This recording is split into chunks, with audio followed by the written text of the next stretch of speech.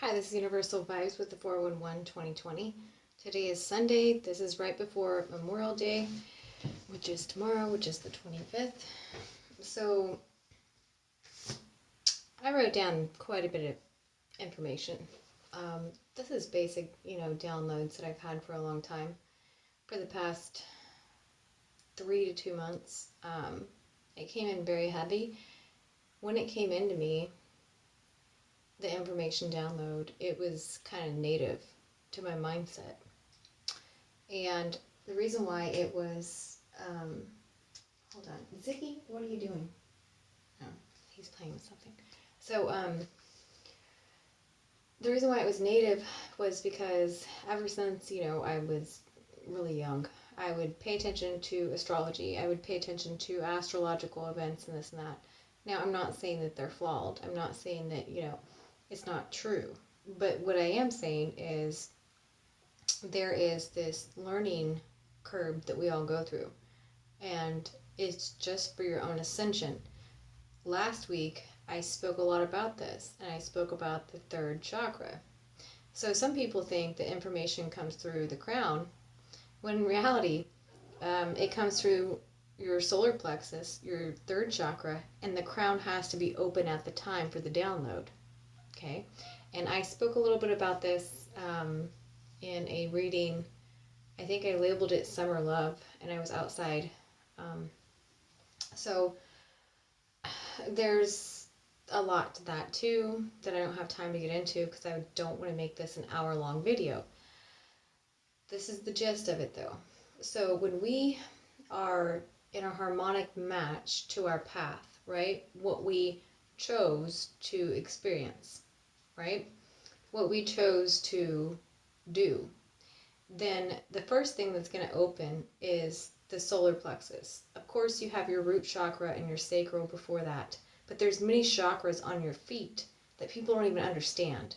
And the only way to, and there's ones below your feet, they're like, there's a few below your feet. It's kind of like a snowboard effect. Like I spoke about this years ago when I first started my channel. I don't remember what I labeled it. Maybe I have to repost that. But basically, there's all these chakras, right? So once you get to this certain level of knowing, and it's not anybody else's experience of knowing, it's just your own personal one, right? You can open this third, and at the same time the third is completely open and rotating simultaneously. And this is another thing I probably should make a video about. But basically, so when I say simultaneous, this chakra will rotate both ways. There's clockwise and counterclockwise. So you have a physical chakra that's rotating clockwise, like the solar plexus, right? And then there's this energy outside your body, which is, we call it the aura, we call it whatever. Everybody has a name for it. But it's your energy field. So if your energy field is rotating opposite of the time that you're opening a chakra that's going clockwise, there's this weird thing that happens. You get way more downloads. And I'm writing a book about this right now. Okay? So it's just a different way of perception, but it includes a lot of like what we've been taught already. But there's like more to it, and I see it. So and then, so you get that third open, and then you have your seventh open at the same time. Boom. You are a power field. Okay? And so I use the term power field. Well, power field is really just you're a conduit of the highest vibration of download. So, and whatever you believe in, Christ consciousness, God consciousness, spiritual consciousness, collective consciousness, whatever you guys believe in, okay? If you're religious or not. They will not allow, like that energy will not allow those two things to be open at the same time rotating unless you're ready for the download. It's kind of like they feed you in little spoon, little teaspoons of information. But when you get to this point where you just really don't give a crap anymore about the crap that you've gone through and you've cleared, right? And it takes a long time to get there. And you go back and forth ping pong just like everybody else because we have triggers, we have this and that. But getting back to the point, when these two things are open, these two certain chakras, right, on the body, what I've noticed is there is a flood of information. It's almost like somebody opening the Hoover Dam, you know, and everybody just sits there and they're like, whoa. Like, we knew how much water it was withholding. Well, water is just the conduit of what? Life force. We're made out of how much, percentage of water in the body. So I'm just using a metaphor for this, for you guys to get what I'm saying, because I know I'm speaking very fast. So this is another thing. When those two things are open, your third and your seventh, right? Your crown and your solar plexus, you have so much energy that anybody you come in contact with that's at a low vibe, you can actually raise their vibration without even doing anything. You just go past them in the store, or you drive past them on the road, and boom, you automatically adjust their chakras. Okay? It's really weird, but this is probably going to be a part 1 to a part 2. I probably should have done an hour-long video on this, but what I learned, right, the downloads over the past, few months, was the way that I had judged astrology, right? And not really judged, but the way I understood astrology, right? Ever since I was little and studying it and this and that. It has nothing to do, the energy of the planets have nothing to do with the mythological tale that's behind how the star system was created and how the planet will interact with your vibrational harmonic resonance as an individual here on Earth or anywhere else, right? So, but we would, sit there and say, oh, we're in retrograde, whether it's Mercury retrograde, Venus retrograde, which is right now, whatever, right?